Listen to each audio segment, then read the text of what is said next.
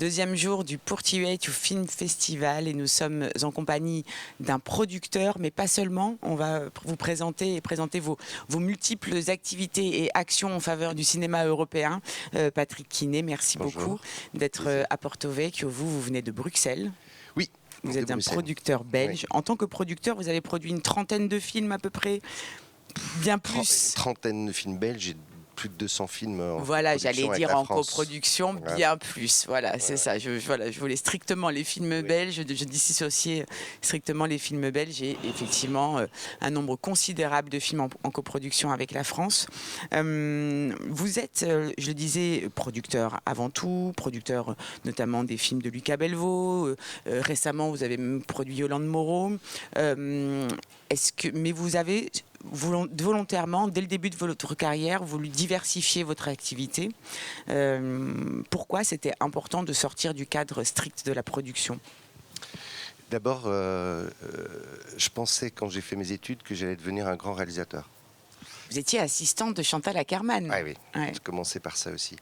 Et très vite, je me suis rendu compte en voyant mes amis Rémi Belvaux, Benoît Poulvoorde sortir, c'est arrivé près de chez vous, on était à l'école ensemble. Je me suis dit, oula, eux, c'est un autre niveau que moi, mais peut-être que je ne suis pas mauvais dans quelque chose qui les accompagne, parce qu'il n'y avait pas de producteur à l'époque, il y avait très peu. Donc j'ai quand même commencé un peu mes classes sur les plateaux de tournage en étant assistant réalisateur, dont Chantal Akerman. Puis j'ai vraiment dit, je ne fais plus la réalisation, je deviens producteur, et c'est parti. Et cette vision de producteur, elle était très éclectique, puisque j'aime autant justement le cinéma de Chantal Akerman. Finalement, j'étais son premier assistant, mais vous l'avez produit aussi. J'ai produit 3 films de Chantal. Et puis, je produis tous les derniers Danny Boone, avec Pathé ou avec Netflix. Donc, ça va, je fais 180 degrés. Et au milieu, il y a plein de choses différentes. C'est juste que ça me passionne, que j'aime et que je travaille avec des gens avec qui je me sens bien. Ça, et donc, vous avez été pendant 15 ans le président de l'Union des producteurs francophones de films. Oui. Pourquoi aussi cette nécessité de se réunir, de travailler ensemble ? C'est de toute façon... Bon, après, on n'est pas tous à avoir le temps pour essayer de faire quelque chose qui ait du sens pour tout le monde. Mais moi, c'était quelque chose qui était au fond de moi depuis longtemps. Très probablement dû à mon éducation. Ma mère qui est dans 15 associations de soutien à ceci, à cela. Et donc je me suis dit, il faut que je porte quelque chose qui soit plus grand que moi et d'essayer de faire en sorte que notre cinéma belge qui était émergent dans les années 90, avec par contre des très beaux succès au niveau des films, mais il n'y avait pas de vraie structuration d'une industrie cinématographique en Belgique. Et donc, j'ai pris cette présidence et puis ça a été un combat pendant des années pour augmenter les soutiens publics, créer le tax shelter, aller organiser les fonds régionaux, etc., les relations avec les chaînes de télévision. Ça me paraissait vraiment important que tout le monde puisse en bénéficier et que plus on sera à produire des choses, à réaliser, la diversité, c'est quelque chose de très important pour moi. Un peu comme mes films, c'est de la diversité, il faut faire un peu de tout. Ça m'a toujours animé. Et donc voilà, c'est à ce titre-là que j'ai pendant 15 ans œuvré là-dedans. Œuvré pour structurer cette industrie cinématographique en Belgique. Vous l'avez dit, dans les années 90, c'était pas la France, la Belgique en matière de cinéma, bien loin. Ah oui. Et aujourd'hui, en Europe, c'est devenu un partenaire indispensable du cinéma pour toutes les productions quasiment européennes, notamment grâce à un dispositif, vous l'avez évoqué à l'instant, que vous avez créé, dont vous avez participé à la création, qui s'appelle le Tax Shelter. C'est un dispositif fiscal d'incitation, en fait, pour attirer les tournages, ou en tout cas les productions en Belgique. Vous pouvez nous expliquer un peu, sans rentrer dans le détail technique, mais dans les grandes lignes, ce que c'est que le Tax Shelter ?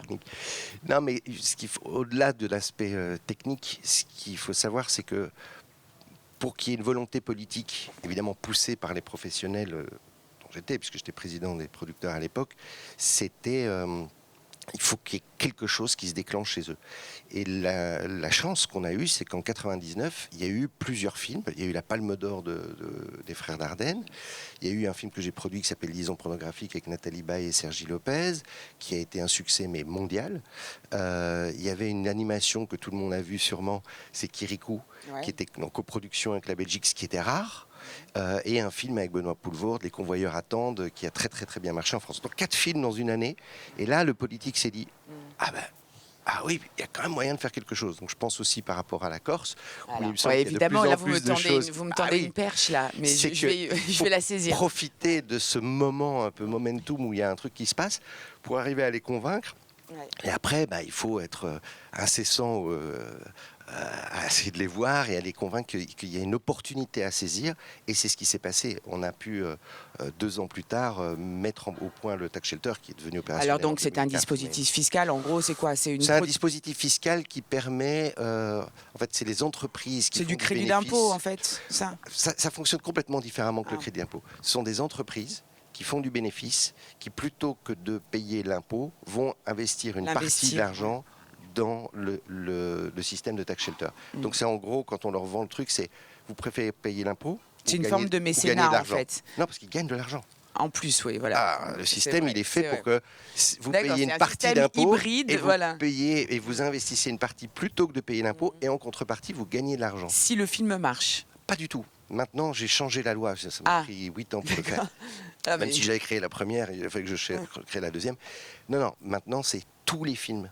Et les arts de la scène aussi. C'est-à-dire que c'est un investissement sur lequel on est certain. Certains 100% de récupérer la même somme que l'on fasse un Danny Boone ou un petit court-métrage. C'était hyper important parce que sinon, on voyait que le financement, il allait uniquement sur un certain type de film. Parce qu'en fait, l'argent va dans un pot commun et ensuite il est redistribué. L'argent va film par film, mais le rendement qui est donné à l'investisseur est identique quel que soit le film. Donc ça permet de lever des fonds, avoir un investisseur, je sais pas, qui investit 250 000 euros et de lui répartir en disant tiens, il y a 50 000 qu'on va mettre sur le court-métrage, il y a 100 000 qu'on va mettre sur un Danny Boone, il y a autant qu'on va mettre sur un documentaire. Il va retrouver exactement le même argent que si tout avait été mis dans un film, et ça a aidé 2, 3, 4, 5, 6 films. Mais multiplié sur par le papier, 178 comme ça a l'air. millions, sur le papier, ça a l'air 100% vertueux. Il n'y a aucune faille. Il n'y a pas des failles dans le système côté fiscal, à part que le calcul est fait sur Euribor, donc les rendements des investisseurs quand Euribor est très haut, ils sont monstrueux. Là, je trouve que c'est un peu indécent, qu'on peut réduire un petit peu leur rendement, mais là où parfois il y a un tout petit peu il faut un peu régler les choses, c'est que si cet argent est à un moment donné phagocyté par certaines structures qui ne gèrent l'argent qu'ils lèvent qu'au bénéfice de leur propre film, ça, je trouve que c'est très dommageable. Il faut évidemment essayer de faire en sorte que les structures intermédiaires soient dans cette diversité. Donc moi, j'en ai une qui est la plus grosse, qui fait fonds d'investissement. Un fonds d'investissement qui soutient 67 producteurs différents, 285 projets.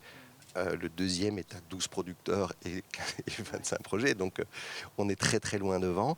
Du documentaire, du court-métrage, de l'art de la scène. Important aussi parce qu'on a fait en sorte que le tax shelter puisse bénéficier aussi aux arts de la scène, donc du théâtre, l'opéra, qui avaient véritablement besoin d'un soutien financier parce que les financements publics ne sont pas à la hauteur de ce qui est nécessaire pour soutenir ce pan de la culture. Et donc, et là aujourd'hui, c'est assez vertueux parce que tout le monde en bénéficie et c'est une très bonne chose.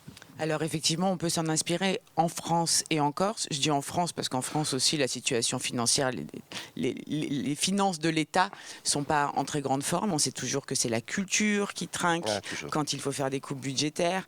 Et donc, on peut légitimement s'inquiéter de la pérennité des politiques publiques qui ont été mises à l'œuvre pendant des décennies pour soutenir ces industries culturelles et le cinéma qui nous intéresse aujourd'hui. Et on se dit que pour la Corse, effectivement, un dispositif fiscal pourrait être à moyen terme ou à long terme une solution, d'autant qu'il y a des discussions pour un statut d'autonomie de l'île et que si ce statut aboutissait, peut-être que la Corse récupérait une compétence fiscale, ce qui lui permettrait d'adopter ce type de dispositif. Vous pensez que sur un territoire comme celui-ci, ce serait adapté? Complètement, parce que le système qui est assez performant aussi, tous les mécanismes qui existent en France, dont le crédit d'impôt, il est très bien, mais il ne permet pas justement à la Corse, pas de créer un fonds régional corse, mais de pouvoir véritablement défendre son territoire et son économie locale.